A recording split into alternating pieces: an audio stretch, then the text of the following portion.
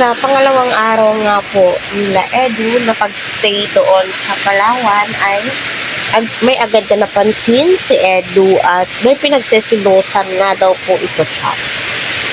So, totoo nga ba? Alam niyo kung ang lalaki nagsiselos, pinupuna ka sa mga suot mo, galaw mo, ay nako, I swear to God, mahal ka niya yan.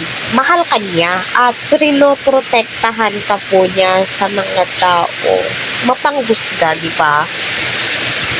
So, ganun masasabi talaga na napaka-protective ni Edu in so many ways, di ba? Kaya, mapapasana all ka na lamang po talaga at mahihiling mo, no?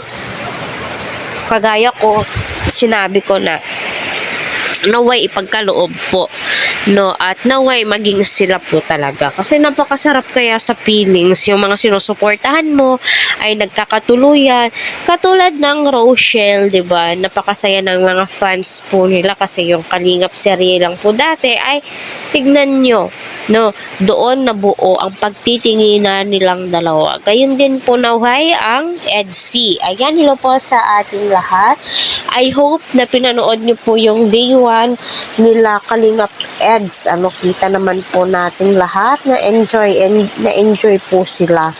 Mapapasana all ka na lang din po ano sa napaka-supportive na itong si Kalingap Rab. Ato, yes, pinuna po ni Kalingap Eds. Although hindi naman po pinuna, ano, sinabi lamang na, aba, ang ganda ng damit mo pero bakit napakaiksi?